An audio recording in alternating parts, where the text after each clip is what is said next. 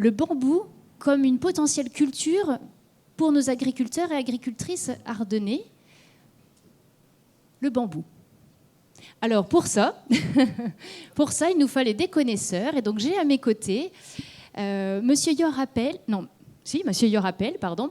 Je croyais que j'avais mélangé vos noms et prénoms, mais non, c'est bien Monsieur Yorapel qui est PDG de la société Bamboologique, qui implante du bambou et qui est présent dans de nombreux pays européens. Donc, il vous en dira plus juste après.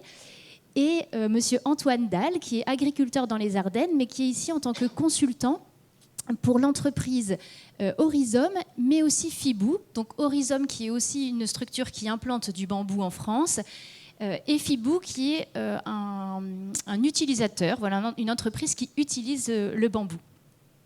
Est-ce que vous voulez en dire plus pour vous présenter ?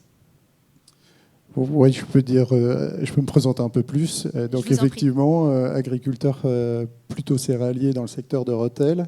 Mais il y a une vingtaine d'années, j'ai développé l'activité de production et commercialisation de bois énergie dans les Ardennes. Et ce qui m'amène à avoir développé plusieurs projets biomasse, puisque maintenant, il y a une dizaine d'années, j'ai créé une société de développement de projets, notamment de filières agricoles et notamment de biomasse, notamment filière eucalyptus en Camargue, et depuis une dizaine d'années à peu près. Et puis, depuis un peu plus d'un an, je dirige une coopérative qui commercialise du bois énergie pour des coopératives agricoles qui souhaitent décarboner leur process, des coopératives que vous connaissez comme l'Uséal, Sundaisy et Cristal Union. Donc, coopérative qui s'appelle Argonne Bois Énergie, où nous commercialisons 100 000 tonnes de bois. Voilà. Différentes activités qui m'ont amené jusqu'au bambou il y a un peu moins d'un an. Donc, je suis partenaire de Fibou, une unité qui transforme le bambou en une fibre pour fabriquer un isolant biosourcé. Et donc, qui est entré là en production il y a un mois. Et partenaire d'Horizom, qui implante du bambou à travers la France, qui a une pépinière dans les Landes et qui développe des projets, plutôt gros projets, à travers la France et qui est partenaire de Fibou. Je vais te laisser te présenter. Merci Antoine. Donc moi je m'appelle Jor Appel, je suis le PDG de Bamboologic. On a été fondé en 2017. Et nous, on fait tout ce qui est à faire avec bambou. Donc, on fait tous de la pépinière bambou, des plantations de bambou, transformation, on fait juste la première étape. Et par après, on fait aussi la distribution de bambou, produit final. Donc, on a vraiment toute la chaîne, on maîtrise toute la chaîne. On est actif dans 9 pays en Europe. Donc, on a au total plus ou moins 600 hectares qu'on exploite. Et par après, on est ici parce que la France est un des meilleurs pays pour faire pousser le bambou. Donc, c'est pour ça qu'on est là. Merci beaucoup. Alors, on va y revenir juste après ce que vous venez de dire à l'instant. Mais je voulais commencer par une question que vous devez entendre, qui ne va certainement pas vous surprendre, parce qu'à tous les gens que j'ai croisés la semaine dernière, à qui j'ai dit qu'on allait parler de bambou, chacun m'a dit comment on fait. Oh là là, le bambou, ça doit être dur de le contenir sur une parcelle. Ça doit s'étendre, ça doit s'éparpiller. Comment on fait pour le contenir sur une parcelle ? Voilà, moi je vais le prendre. Donc, d'abord, il y a 1600 variétés de bambou. Hein. De ces 1600 variétés, il y a une partie qui sont non traçants. Donc, ceux-là, ça ne pose pas le problème. Pour nous, celui qui nous intéresse plus, c'est le traçant, parce que nous, on veut avoir la biomasse, on veut avoir la matière. Donc, et tout ce qu'ils n'ont pas fait quand ils ont vendu les bambous il y a 40 ans, c'est...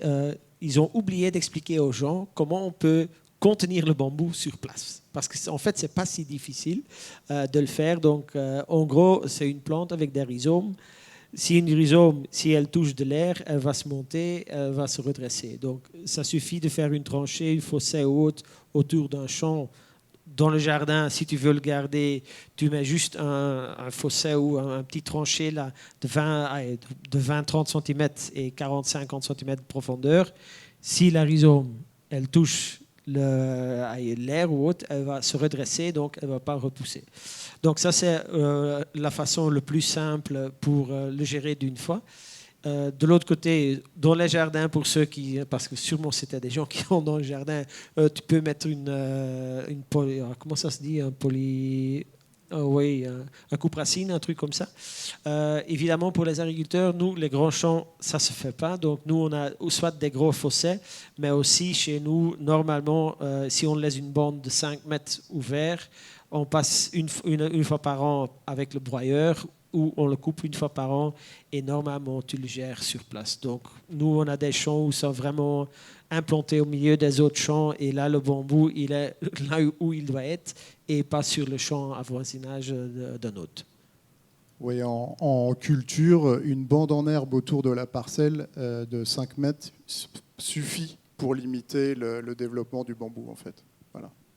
Une bande en herbe broyée, entretenue. Ah oui, d'accord. Oui. Ouais. Ça se propagerait dans l'herbe, mais comme c'est broyé, ça ne pousse pas. D'accord. Donc finalement, à cette question, la réponse est assez simple. Il y a une réponse technique qui est assez simple. Alors, on va poursuivre sur la partie technique parce que j'imagine que c'est ce qui est le plus important dans un premier temps pour les agriculteurs qui se poseraient la question d'implanter du bambou. Donc, mis à part les filières et ce à quoi ça pourrait servir, ça, je vous propose qu'on y revienne après, mais là, vraiment techniquement. Et donc, vous avez dit, j'ai dit on y reviendra, on va y revenir tout de suite, vous avez dit la France, c'est le pays pour faire pousser du bambou. De quoi a besoin le bambou concrètement pour pousser? Techniquement, le bambou, tout le monde le connaît, il pousse quasi partout dans le monde, pas partout, mais quasi partout. Donc, c'est-à-dire un bambou, ça pousse assez facilement, c'est un herbe. Donc, à la base, c'est une herbe. Pour nous, ce que nous on recherche, évidemment, ce sont des récoltes commerciales intéressantes. Donc, on veut que ça pousse le meilleur possible. Donc, ici, si on fait dans les Ardennes, on a des champs qui font des patates et des patates. L'un fait un tiers de notre champ. Donc, ça, on a aussi. Donc, le bambou même, lui, il préfère il a besoin des sols non hydromorphes. Donc, une fois qu'il a pied dans l'eau, ça craigne, donc ça c'est pas bien pour le bambou. Par après, le bambou, vu que ce sont des rhizomes qui poussent, un sol trop lourd, il n'aime pas trop. Il va pas mourir, mais il n'aime pas trop. Donc, et par le reste, qu'est-ce qu'il a besoin? Chaleur, le soleil. Donc, de plus qu'on va dans le sud, de plus gros et de plus costaud le bambou va devenir. De plus qu'on redescend ici vers le nord, évidemment, il va être moins gros, moins épais qu'il peut être dans le sud. Donc, et ça, c'est juste le soleil et la chaleur. Et pour le reste, qu'est-ce qu'il a besoin? Pas trop. Au niveau de fertilisation, 200 kg par hectare, ça lui suffit déjà. Si tu as un pauvre sol, tu y mets plus.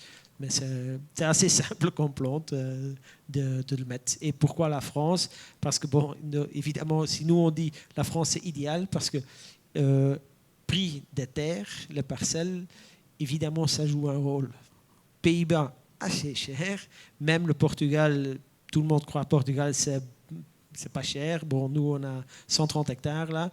Même au Portugal, 40 000 € l'hectare, facilement. Tandis qu'ici, en France, moins ici, mais dans des grosses parties en France, on peut encore avoir des parcelles, 10 000, 15 000 € l'hectare. Et donc, si on va rajouter tout ça, la France, elle est toujours un des meilleurs pays de le faire en Europe. Si je comprends bien, vous parlez en fonction de la rentabilité, en fait, d'implanter cette culture et avoir un niveau de rentabilité qui soit intéressant. Voilà. Et d'abord le climat, et ensuite la rentabilité. Donc le climat aussi, le bambou, il est assez costaud, mais donc il peut survivre aussi sans trop de pluie, mais normalement, bambou, culture, 1200 000 mètres par an, c'est vraiment ça qu'il faut rechercher. Plus, mieux. Moins, ça devient pénible. Donc, mais c'est pas comme l'idée que les gens ont un bambou, il a besoin de beaucoup d'eau. C'est pas vrai. Si tu vas le comparer avec du maïs ou autre, bambou, il en a besoin nettement moins. Donc. C'était une de mes questions aussi justement, et vous venez de l'évoquer, les sols et leur manière de faire de la rétention d'eau ou pas. J'ai lu régulièrement le mot irrigation en me renseignant sur le bambou. Est-ce que vous pouvez m'en dire plus par rapport à cette nécessité d'irriguer? Ce que nous on dit, donc, si on fait l'investissement, le bambou, une plantation de bambou, on va le planter une fois, espérance de vie 80 à 100 ans, donc c'est énormément long. Et nous, on dit toujours, écoute, si on va faire cet investissement, il faut mieux prévoir d'avoir l'irrigation. Pourquoi? Surtout les dernières années, c'était très irrégulier au niveau d'irrigation. Et le problème avec un bambou, c'est que les 2 premières années, les 3 premières années, au moment de racinage, que là, l'eau est hyper importante. Une fois qu'il a dépassé cela, il est très résistant à manque d'eau, mais le début, il n'a pas, parce qu'il n'a pas de rhizome, il n'a pas de réserve. Donc au début, c'est important. C'est pour ça que nous, on dit toujours, écoutez, si on est dans des zones, parce que nous on préfère un peu plus le sud, si on est là, il faut avoir mandatairement d'irrigation. Mais ici aussi, on a eu des périodes, ici, les 2 dernières années, si on avait 2-3 mois sans eau, il faut avoir un moyen de donner de l'eau aux plantes. Sinon, tu risques de perdre ton investissement. C'est pour ça qu'on dit l'irrigation, nous, il faut toujours avoir une solution pour l'irriguer quand même. D'accord. Dans votre cas, comme dans le vôtre, c'est un préalable pour l'implantation. Oui, Horizome le préconise aussi parce que, comme tu l'as dit, le point crucial est le démarrage de la plantation. Et si on loupe le démarrage de la plantation, on loupe la plantation. Et donc, si on a notamment un printemps sec, ça peut vraiment être préjudiciable pour la plantation. Alors, Horizome préconise une irrigation goutte à goutte pour éviter de gaspiller l'eau, pour pouvoir bien gérer l'eau, limiter malgré tout le travail et pouvoir fertiliser les premières années. Ça permet la fertilisation. En fait, ça a besoin, tu pourras en reparler, ça a besoin très peu d'intrants, zéro phyto. Par contre, des engrais au démarrage sont nécessaires quand même pour la plantation, pour faire en sorte qu'elle démarre bien, qu'elle se développe bien. On implante du bambou dans le but de sortir de la biomasse. Donc, zéro intrant, forcément, si on ne met pas d'engrais, moins de production de biomasse. Donc, je préfère le dire. Le bambou n'est pas une plante, sauf à dire que vous ne vouliez pas sortir un maximum de tonnage hectare. Mais si on n'apporte rien, forcément, on n'a pas la meilleure production hectare. Et ça, c'est à peu près valable pour toutes les productions que nous menons sur nos exploitations. Donc nous, on a fait les tests là-dessus. Donc, on a carrément doublé le rendement, donc le tonnage. Irrigation, avec la fertigation, oui ou non. Mais bon, fertigation, évidemment, chercher jusqu'où on peut le pousser pour l'avoir. Et là, c'était quasi le double qu'on pourrait avoir. Donc, c'est vraiment une question de, comme agriculteur, est-ce que je veux me lancer à fond ou pas? Parce que moi, je dis toujours, comme les agriculteurs, tu as des agriculteurs qui disent, je prends toujours l'exemple des patates parce qu'on a des agriculteurs ici dans le secteur. Et donc, eux, ils me disent aussi, oui, mais ici, ça ne vaut pas le coup d'y mettre beaucoup d'argent dans la fertilisation parce que, les terres ne sont pas top de toute façon. Donc, on va y mettre beaucoup plus d'argent pour avoir plus, mais toujours pas les rendements que les autres ont sans rien faire. Donc, alors là, je vous invite à venir à l'atelier demain après-midi qui porte sur ce thème, de la gestion de ces charges. J'aimerais qu'on revienne un peu en arrière pour vraiment sur la base, en fait, pour les personnes qui se posent la question de l'introduction de cette production. Est-ce que vous pouvez nous expliquer comment ça fonctionne étape par étape? Parce que on commence à le percevoir dans nos échanges. Il y a des étapes de production qui ne sont pas les mêmes. Il y a le moment de l'implantation qui peut durer plusieurs années. Je pense que vous l'avez évoqué déjà. Et puis seulement après, on peut récolter. Est-ce que vous pouvez nous expliquer un peu ce processus? Donc là, pour les bambous, c'est assez simple. C'est-à-dire on a deux périodes de plantation. Donc soit le printemps, soit septembre, octobre, novembre. Ces deux moments-là, la plante elle a besoin de raciner. Donc ça veut dire un bambou, il commence comme une petite plante. Elle a besoin de minimum 5 ans pour bien raciner. Ça veut dire les premières 5 années, on ne va pas récolter pour avoir des bénéfices ou autre. La seule chose qu'on va faire, les 3 premières années, fin de la 3e année, on commence à éclaircir comme une autre plante. Pourquoi? Pour éviter qu'il s'étouffe lui-même, donc il prend la lumière. Donc on va juste éclaircir fin de la 3e année. Et par après, la 4e année, on va déjà préparer la plantation au niveau de gestion. Et à partir de la 5e année, là, on peut commencer à faire des récoltes commerciales. Sauf que les bambous même, au bout de 7 ans, 8 ans, il va arriver vraiment à sa maturité. Donc là, les tiges vont être... On va avoir une bambouserie beaucoup plus conforme, avec des tiges tout conformes, même taille, si la gestion était bien faite. Mais là, ça devient compliqué. On a toujours le choix. Quel type de plantation est-ce qu'on veut? Est-ce qu'on va aller sur que de biomasse? Est-ce qu'on va chercher à avoir des grosses tiges? Est-ce qu'on va faire un ramassage des pousses pour manger? Donc là, on a déjà quelques choix qu'on a fait pour voir, OK, on va aller dans quelle ou quelle direction. Donc ça, c'est la différence. Mais les premières 5 ans, la seule récolte qu'on peut faire au bout de la 5e année, c'est si on va s'axer sur biomasse. Là, on pourra commencer à partir de la 5e année. Mais si on va vraiment chercher haute valeur, haute qualité, valeur ajoutée, ça commence, le tout début, c'est après la 5e année. D'accord. Et est-ce qu'on peut changer justement pour essayer de bénéficier d'une rentabilité dès les premières années, faire un peu de biomasse au début, puis partir sur autre chose, ou la variété de départ n'est pas la même? Non, généralement, il faut attendre 5 ans pour pouvoir exploiter la plantation. Le début, c'est toujours les 5 ans. Une fois que le bambou il est bien raciné, par après, on a l'option pour changer un peu la gestion ou autre. Mais le début, c'est la plante doit devenir adulte, doit être racinée. Et c'est que par après que tu peux aller commencer à jouer avec ce que tu veux. Et même là, on ne le fait pas. Normalement, on choisit une direction et on reste dedans. Donc, parce qu'il faut comprendre que en fait, la plantation, on met quelques centaines de plants par hectare. Et en fait, pendant ces 5 années-là, on laisse le plant, on laisse les rhizomes tracés au niveau de la parcelle pour avoir un maximum de tiges ensuite dans la parcelle. Voilà. Oui, parce que c'est pas dense, hein. Une parcelle, pour avoir du coup regardé quelques photos, c'est pas dense en fait, la parcelle implantée. Le modèle chez Horizome, quand on implante, c'est un pot de plants de bambou 5 mètres sur 5 mètres. Donc oui, c'est quand on plante, c'est pas dense. Au début, ça se voit pas. Alors, je voulais poursuivre sur la mécanisation, etc. Mais je me demande s'il ne faut pas quand même qu'on fasse un petit détour par les débouchés, parce que si je comprends bien, ça conditionne la culture ensuite. Hein, je ne me trompe pas si je dis ça.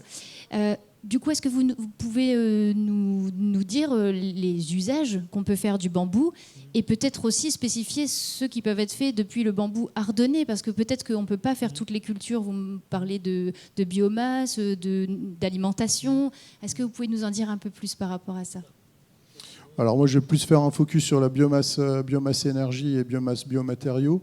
Le bambou peut être utilisé en biomasse énergie, ça évidemment, comme un bois, hein, parce qu'en fait, une fois déchiqueté, on a pratiquement comme si c'était de la plaquette forestière, de la plaquette issue du bois, mais c'est pas la meilleure des valorisations. Il y a d'autres valorisations qui font que la fibre de bambou est achetée plus cher, et notamment pour faire des matériaux de bioconstruction. Donc là, c'est là où intervient Fibou, à défibrer la chips de bambou. Là, on a une meilleure valorisation. On a tous des produits à base de cellulose, ou de la microfibre. Et puis après, il y a d'autres usages alimentaires. Alors moi, je ne connais pas les usages alimentaires, mais toi, tu connais. Et là, il y a des valorisations qui sont encore mieux que la biomasse énergie ou biomatériaux. Ouais. En gros, donc pour le bambou, donc nous, vu que nous on est actifs à travers l'Europe, donc on a les clients de tout. Est-ce que nous on invente tout au niveau des produits? Non. En gros, ce sont les industriels qui viennent nous trouver en disant on veut faire ça de bambou. Est-ce que c'est possible, oui ou non? Donc, si on va voir maintenant sur toute la production de bambou et tout ce qui vient d'importer de l'Asie vers l'Europe.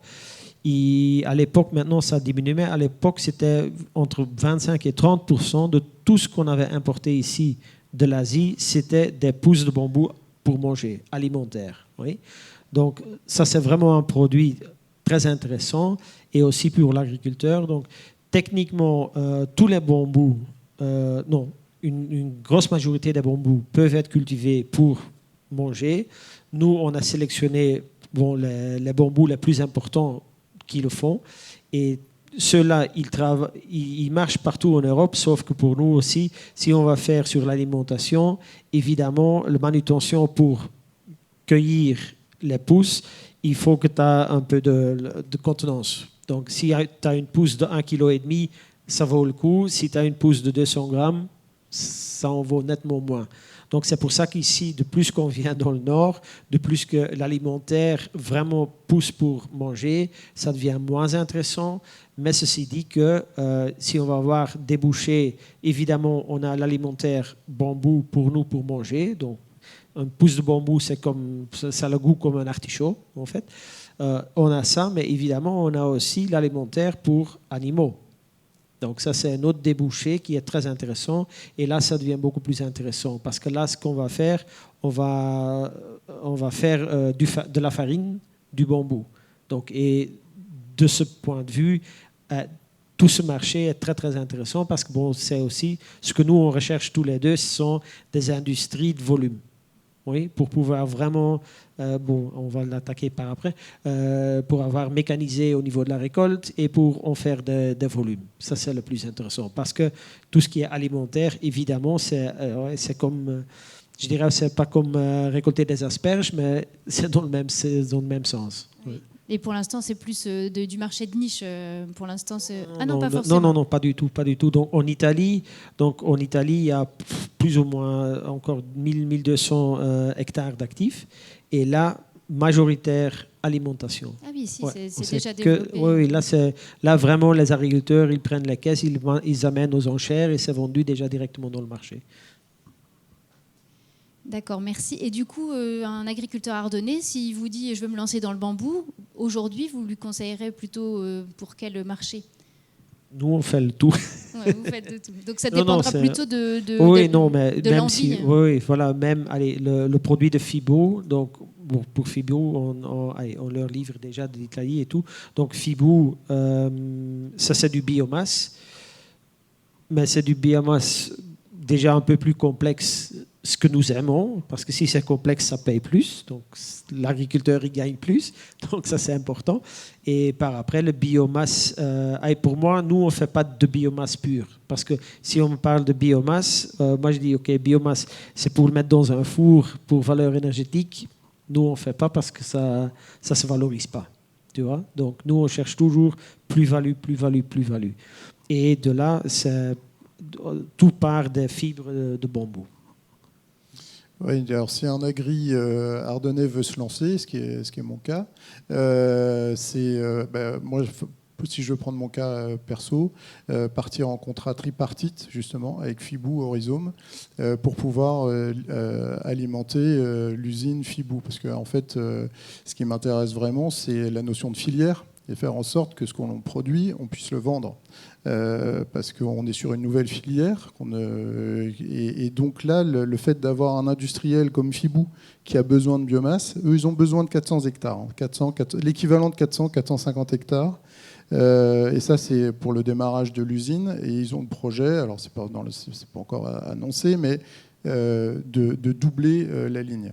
Parce qu'en fait, on n'en a pas parlé, mais enfin, on en a parlé lors de la table ronde précédente. Les besoins en biomasse à travers la France évolue. Tout à l'heure, avec la table ronde chanvrière, 2030, on va avoir des besoins de biomasse qui vont exploser. Parce qu'il faut savoir que la biomasse énergie, c'est la première source d'énergie renouvelable en France.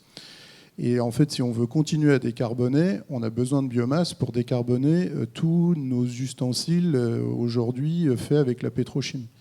Donc, le chanvre et nous, là, le bambou, les besoins vont exploser. Et donc, 400 hectares aujourd'hui, on a un industriel, Fibou, qui est prêt à venir jusque chez nous dans les Ardennes. Parce qu'il faut savoir qu'aujourd'hui, là, l'usine, elle fonctionne avec des importations qui viennent d'Italie. Donc, d'un point de vue impact sur l'environnement, c'est pas ce qu'il y a de mieux. Les coûts. Les coûts logistiques. Oui, parce que l'entreprise est basée dans les Hauts-de-France. Je ne suis pas sûre Fibou, qu'on l'ait dit déjà. Fibou est basé dans les Hauts-de-France, à l'ouest de Lille. C'est une société qui est dirigée par une société, par une famille. C'est à la base des recycleurs. Et en fait, ils avaient envie de développer une filière agricole et de produits recyclés sur leur territoire. Ils ont investi 15 millions d'euros dans cette usine. Donc c'est pour vous dire qu'on a quand même un outil industriel assez fort dans les Hauts-de-France, et c'est vraiment un site industriel suivi. Alors, imaginons, on part sur de la biomasse, puisqu'on a un industriel qui est prêt à signer, mais vous aussi, vous seriez prêt aussi. Non, mais il a signé. Il a déjà signé. Voilà, imaginons on part sur de la biomasse. J'imagine que c'est quelque chose un modèle dans lequel on peut se retrouver qui est envisageable, puis d'ailleurs qui existe déjà. Concrètement, une fois qu'on a passé ces 5 années d'enracinement, qu'est-ce qu'on doit faire ? Qu'est-ce que nécessite la culture en entretien, puis en récolte ? Alors, pas grand-chose, si ce n'est suivre l'irrigation, les besoins de la culture, être sûr que la culture apporter ce dont a besoin la culture, si la culture a besoin d'engrais, entretenir les bandes enherbées autour de la parcelle pour éviter que les bambous aillent trop loin, tracent. Et là, dans notre modèle, c'est Horizome qui est en charge de la récolte. On ne veut pas faire supporter à l'agriculteur les investissements de machines, parce que c'est vraiment des machines spécifiques. Donc c'est Horizome qui va prendre en charge la récolte. Donc en fait, l'agriculteur aura un contrat de rachat de biomasse à la tonne, et j'allais dire pas plus de travail que ça. L'investissement en fait est vraiment concentré au moment de l'implantation, mais ensuite plus, et pour une durée de vie vraiment longue, une durée de vie de la plantation très longue. Est-ce que vous pouvez nous donner un ordre d'idée du coût de l'investissement de l'implantation, du coup, au départ ? Chez Horizome, on annonce 6 000 euros de plan et 4 000 euros pour l'irrigation. À l'hectare ? À l'hectare. Oui, c'est pareil. Oui, j'allais vous demander justement. Et pareil, pour la récolte, vous avez un... Non, pour la récolte, parce que nous, on va plus large. Donc, c'est-à-dire que nous, au niveau de récolte, nous, on va chercher le maximum dans le marché. Donc, c'est-à-dire, Fibo, c'est un de nos clients. Ce n'est pas le client. Donc, nous, on a... Bon, si un autre client nous paye plus, évidemment, on demande à l'agriculteur à qui tu veux vendre. Donc, donc là aussi, normalement, techniquement, au niveau de comment nous, on travaille, au niveau de tout ce qui est bio... Attends, que je m'explique. Le mot biomasse, oui, donc moi, je ne l'applique pas, parce que le biomasse, c'est tout et rien. Donc, c'est pour ça que moi, je ne vends pas du biomasse de bambou. Moi, je vends spécifiquement un produit de bambou. C'est-à-dire, est-ce que c'est un copeau ? Est-ce qu'il a des dimensions ? Est-ce que c'est de la farine ? Est-ce qu'il y a une graine qu'il doit avoir ? Donc, parce que ce sont les questions que nous, on reçoit des clients. Donc, c'est-à-dire, si nous, on va récolter un champ, je dirais comme avec une ensileuse. Ce n'est pas une ensileuse. Mais là, ça dépend de quel type de client et qu'est-ce qu'il cherche. Donc là aussi, on le fait. Nous, on va lui procurer la machine, mais c'est l'agriculteur qui en assume les coûts. Oui. Donc on l'aide là-dedans. Mais ça, c'est si on va le faire mécaniser. Parce que là aussi, l'agriculteur a aussi le choix. S'il veut dire, OK, je veux vraiment chercher le plus-value maximale de ma bambouserie ou d'un hectare ou de 10 hectares, de tous ces hectares, là, il peut aussi aller sur, OK, je veux vendre des tiges. Parce qu'une tige entière, ça se valorise toujours le mieux. Donc là, c'est très simple. Si tu cherches le maximum, comme je t'avais dit tout à l'heure, on a des hectares qui sont vendus très très cher. Eh bien, ça c'est s'il veut vraiment avoir des tiges comme ça, il y a beaucoup plus de manutention, mais évidemment beaucoup plus de gains par après. Donc, et là, ça c'est la différence. Si c'est mécanisé pour les fibres ou si c'est vraiment en cherchant les tiges entières. Et ça, il doit faire le choix dès le départ ou c'est au contraire en voyant évoluer sa culture, il va choisir comment il va la valoriser ? Ouais, donc nous, le modèle que nous, on a, c'est parce que nous, on a un peu le tout confondu. Donc notre modèle, nous, on est maintenant vraiment sur le développement d'une machine qui, en fait le tri de suite. Donc on va récolter le tout, pas avec une ensileuse, on va le couper, on va le garder les tiges entières. Ceux qui sont d'un certain diamètre, d'un certain âge, on les garde pour les valoriser au maximum. Tout le reste passe dans une type d'ensileuse, pas pour le broyer, mais pour avoir des copeaux, pour pouvoir en sortir des copeaux. D'accord. J'ai pas bien compris par rapport à la machine. Vous dites on la prête, mais on laisse le coût à la charge de l'agriculteur. C'est la même idée derrière. Donc, c'est l'investissement des machines. Évidemment, ce ne sont pas les agriculteurs. C'est comme le CUMA l'a fait. Techniquement, si moi je prends contact maintenant avec le CUMA, on dit écoute, c'est la machine. On a un secteur de 100 ou disons 100 hectares ici. Est-ce qu'on pourra le faire ensemble pour que vous le fournissez à les agriculteurs dans ce style-là? Donc ça, c'est l'idée, nous, derrière. Donc nous, on cherche toujours à avoir la même idée. Si on est actif dans une zone, on veut avoir, comme ils ont dit tout à l'heure, bon, l'économique, c'est pour tout le monde la même chose. Nous, sur 150 hectares, on a besoin minimum 50 hectares. Pourquoi? Eh bien, c'est pour l'opérationnel. Oui, pour réduire les charges, encore une fois. Donc, je crois que j'ai mieux compris, c'est-à-dire que l'agriculteur a quand même une part dans le matériel, mais en fait, il supporte le coût, mais il est assuré d'avoir un matériel qui est performant et en capacité spécifique de récolter son bambou. Ok, très bien.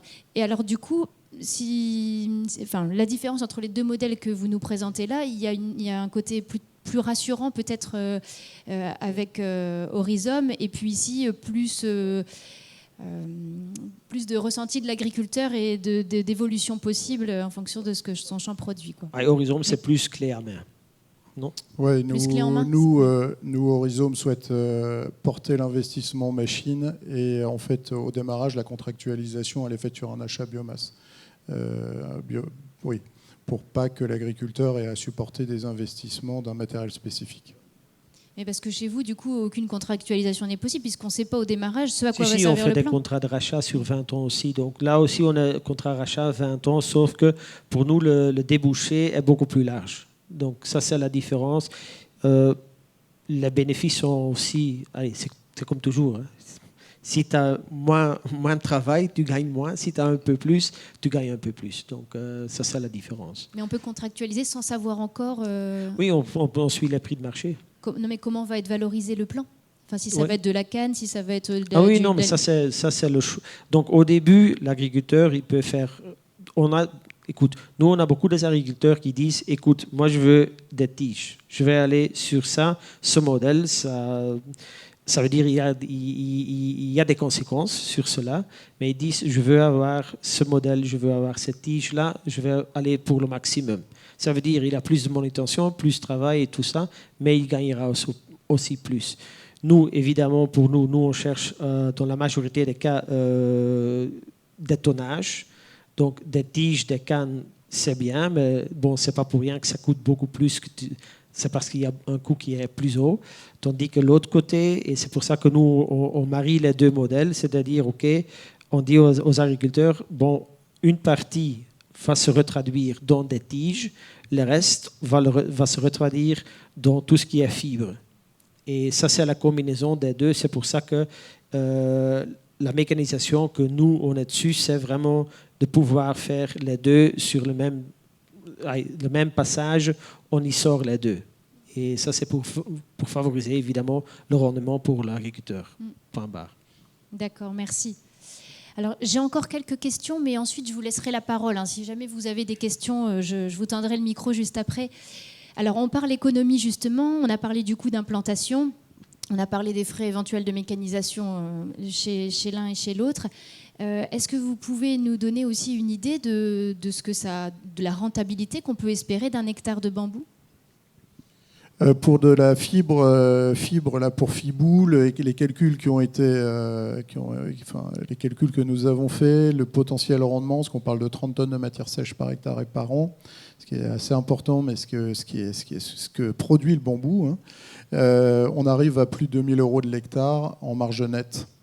Lissé sur 20 ans de production. Alors, à ça est couplée la rentabilité carbone, parce qu'en fait, on a une culture peu émettrice même qui séquestre du carbone. Donc vient un crédit carbone. Donc une rentabilité plutôt élevée. Et une rentabilité ce qui n'est même pas plutôt élevé, qui est pour un céréalier très élevé, parce qu'en céréales, on n'a pas ces niveaux de rentabilité-là. Donc on a une bonne rentabilité, moins de travail, sur l'exploitation liée à cette production. Donc vraiment avantageuse. Ouais.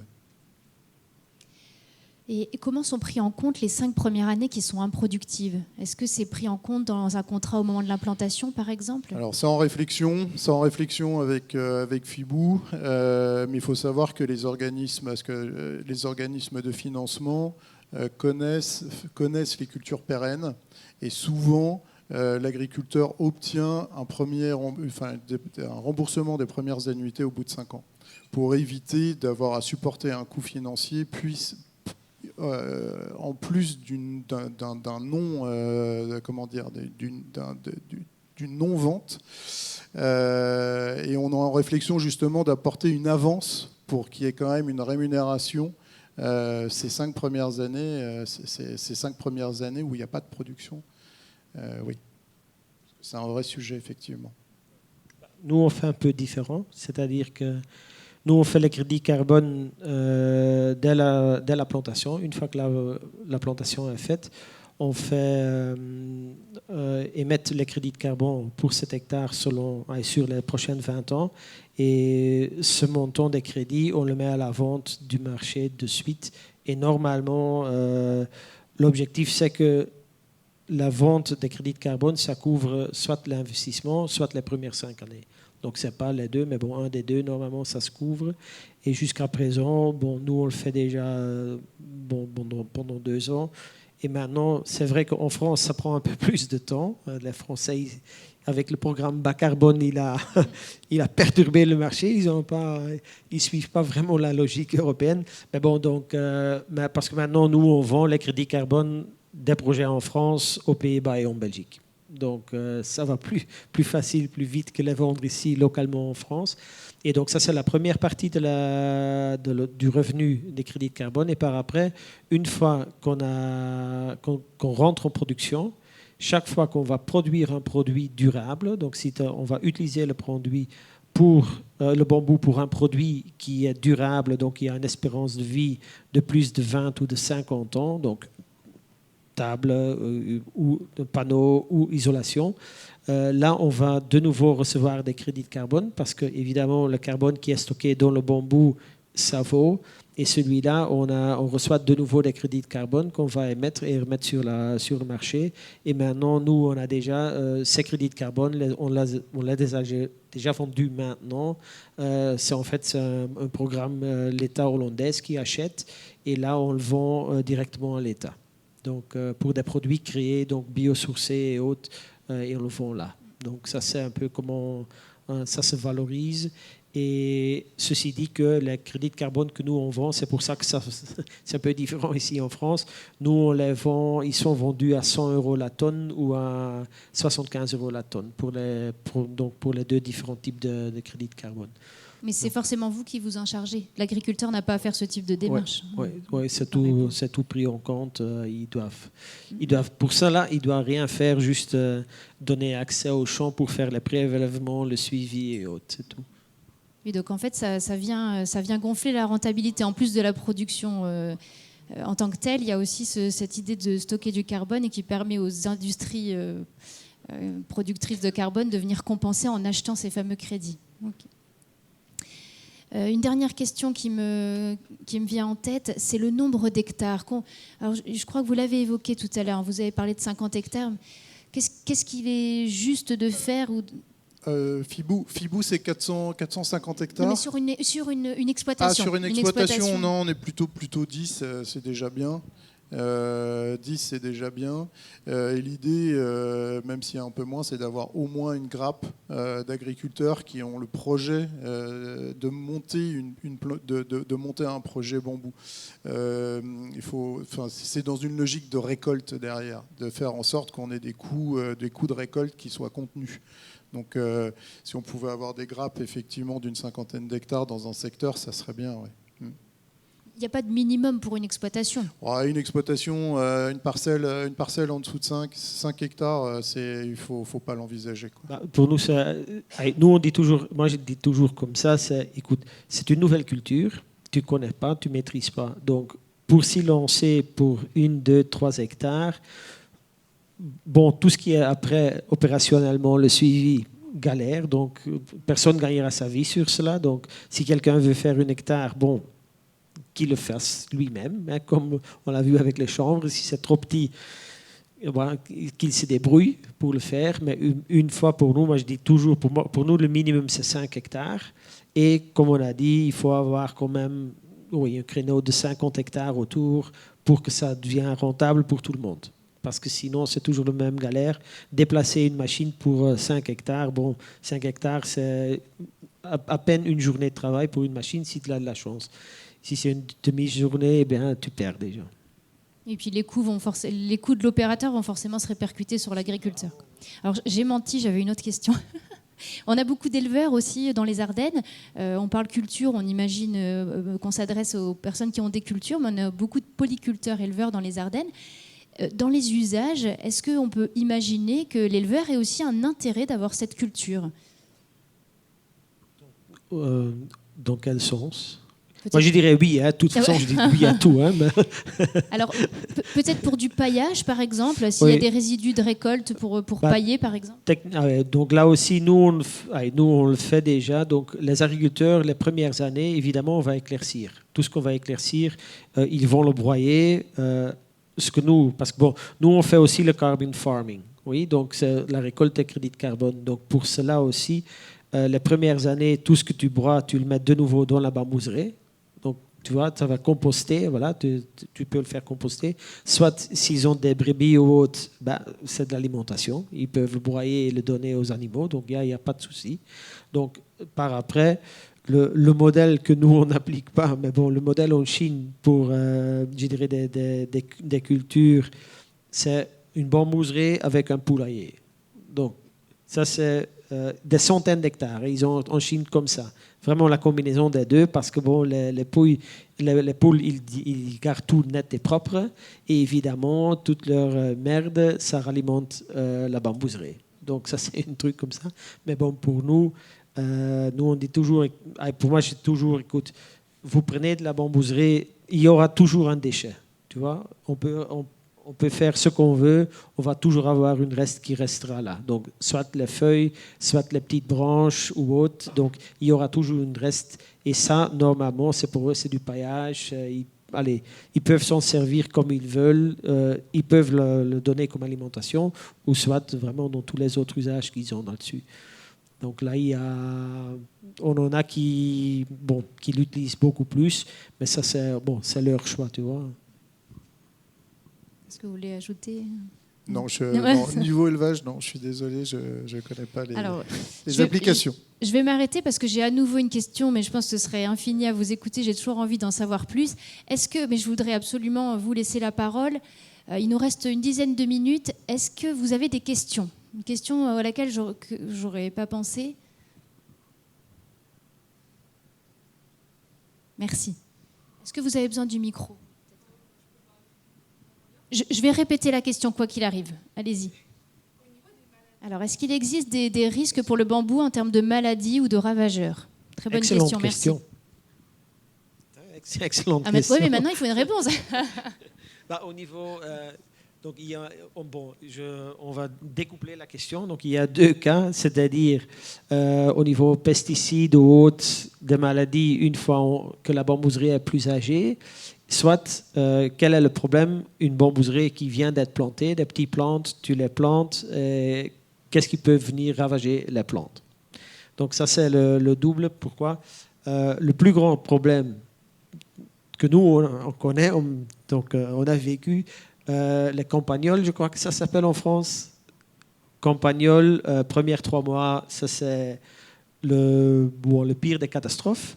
Pour le reste, sanglier, chevreuil, machin, ça peut faire des dégâts, mais vraiment pas trop. C'est vraiment la seule chose qui est chiant, campagnol, parce qu'on vient d'avoir une saison, apparemment c'est cycliste, les campagnols. Donc ça, c'est un problème. Mais pour le reste, au niveau des autres bêtes, pesticides, on n'en a pas besoin, herbicides, on n'a pas besoin. Dans la majorité des cas, on n'a pas ce problème avec le bambou. Mais ravageurs, oui, les campagnols. Et vous avez trouvé une solution contre les campagnols ? Non. Non, il faut essayer de les pour chasser au maximum. Le plus gros problème avec les campagnols, c'est plantation de printemps. Si tu vas planter septembre, octobre, tu as beaucoup moins le problème. C'est surtout au printemps, quand ils ont la nid et autres, que c'est beaucoup plus ravageur. Donc ça c'est ce qu'on sait. Pour le reste, bon, les agriculteurs, ils ont cherché et appliqué beaucoup de différentes solutions pour résoudre le problème. C'est jamais que tu perds toute une plantation. C'est pour ça que nous, on plante un peu plus de bambou pour notamment couvrir ce problème-là. Mais ça, c'est le seul problème qu'ici en France, on a vraiment connu, c'est ça. Merci. Est-ce que le bambou résiste au gel? Donc, les bambous que nous, on utilise, donc aussi, bon, je me permets de parler pour toi aussi, Antoine, les bambous, ils sont tous, ils supportent moins 10, moins 15, moins 20, moins 25. Règle générale. Ceci dit, une bambou qui a survécu les premières années de racinage. Là aussi, donc, est-ce que ça craint le gel?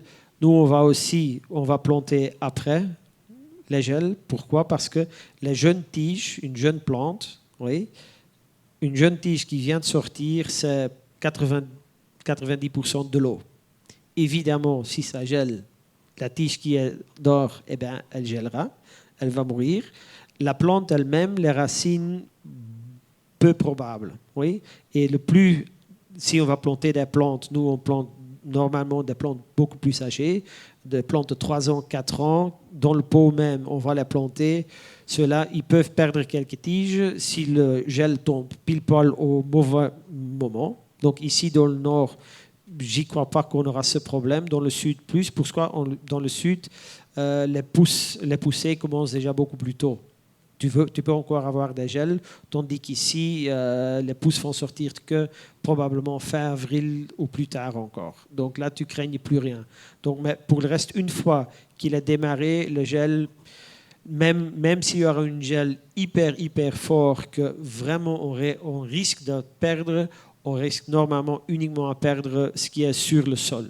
Et sur le sol, si ça gèle, eh bien, on va le récolter, on va le vendre et ça redémarre l'année prochaine. Parce qu'une bambouserie, ça c'est peut-être bien à expliquer, une bambouserie, ça sera toujours en forêt. C'est-à-dire, on ne va jamais couper à ras un champ.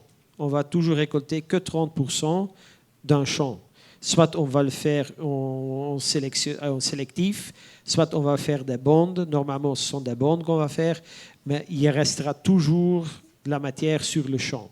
Aussi, au niveau autre question qu'on n'a pas abordée, biodiversité. Nous, on a fait une étude biodiversité pendant 1 an sur nos champs en Portugal. Et là, la biodiversité, c'est énorme. Sauf, c'est pas comme nous, on le voit. Ce sont les petits animaux, on a les oiseaux. Donc là, c'est assez biodivers parce que, bon, ça reste toujours en forêt. On ne va jamais le couper à ras, on ne va pas travailler le sol, donc ça, on n'y touche pas. Merci. Alors, rentabilité économique? On a un coût au démarrage, il y a un coût des plants qui sont de 6 000 euros de l'hectare, l'irrigation 4 000, et puis ensuite il y a en chiffre d'affaires entre les enjeux du carbone et la vente de la biomasse, et tu vas arriver à une marge nette moyenne en minimum de 2 000 euros.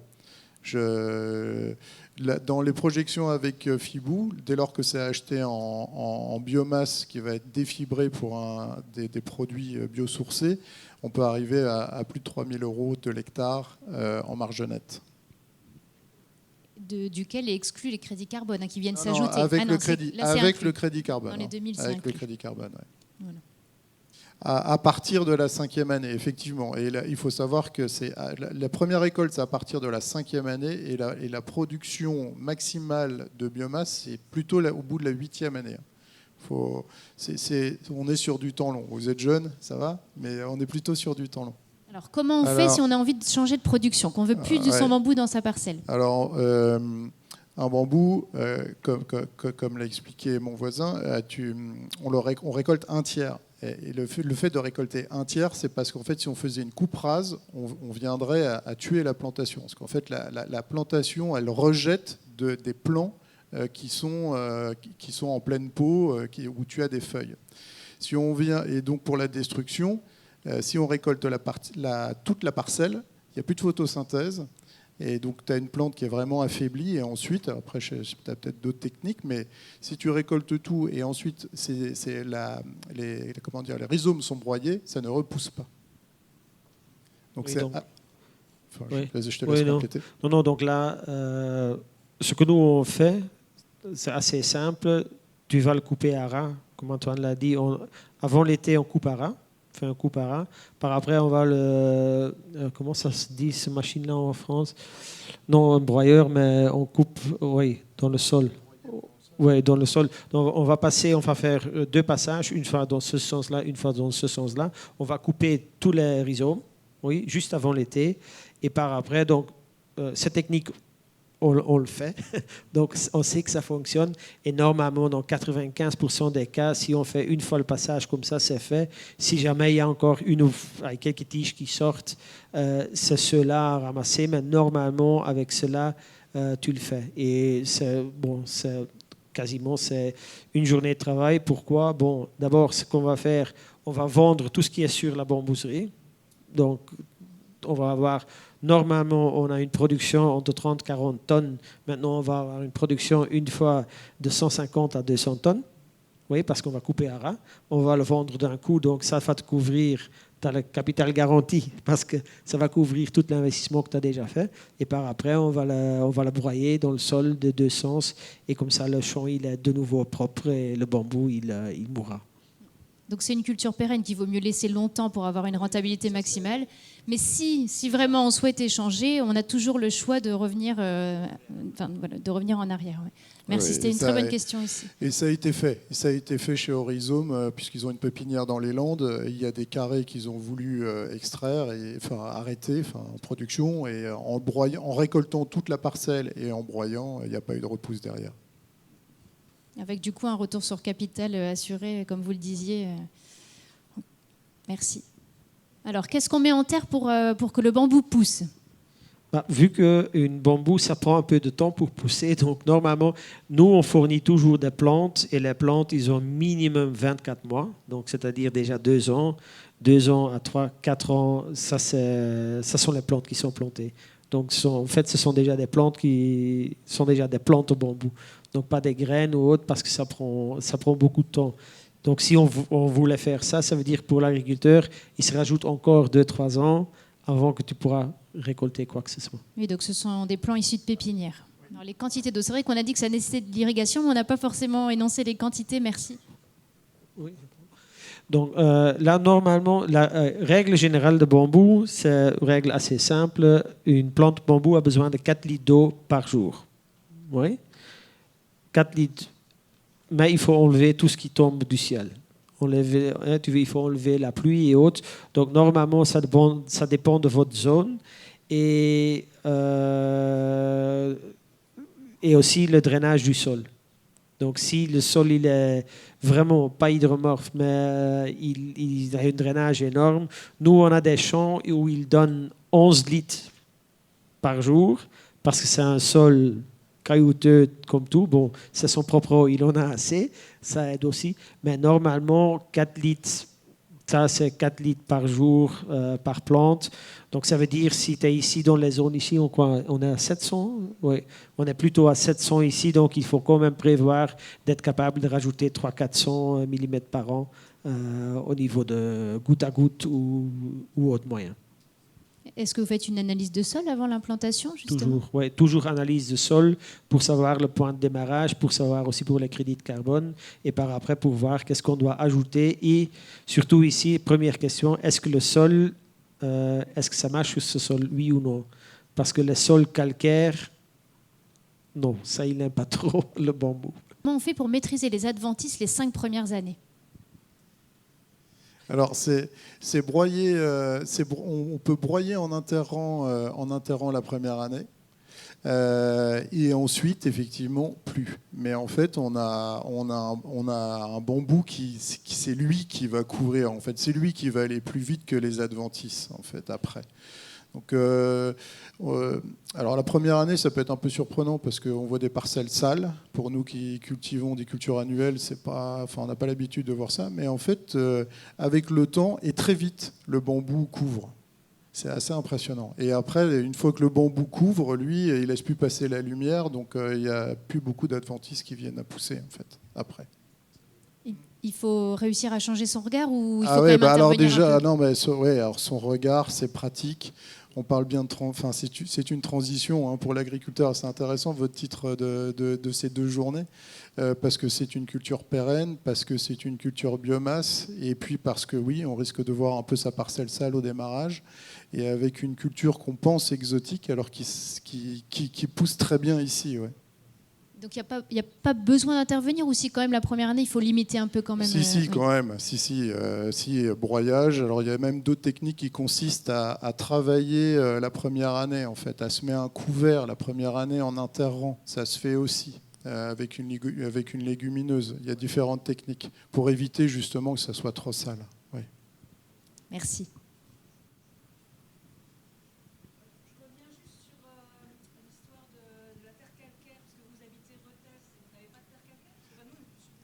Oui, oui, alors j'ai la limite vallée de l'Aisne.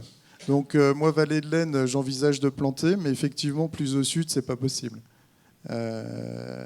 Beaucoup plus compliqué, non, effectivement. Puis alors avec nos sols assez superficiels, non. Alors, quelle est la durée des contrats? 20 ans chez nous. Ça peut être plus court. En fait, c'est vraiment en discutant avec... là, c'est vraiment un accord tripartite. En fait, Horizon et Fibou eux sont vraiment partis dans l'idée de construire la filière avec l'agriculteur. Donc, en fait, avec l'agriculteur, si l'agriculteur souhaite du 5 ans, ça sera du 5 ans. S'il veut 10 ans, ça sera 10 ans, en fait. On est vraiment là dans une logique de structuration de filière. Hein. Est-ce qu'il reste des questions? Non, ça y est, on a fait le tour. Alors, de toute façon, vous restez encore un tout petit peu aussi pour les plus timides qui n'auraient pas osé poser leurs questions devant tout le monde. Merci pour votre présence, vos questions. Merci à vous pour votre présence également et pour vos témoignages. Voilà, je vous souhaite à tous une bonne fin d'après-midi. Au revoir.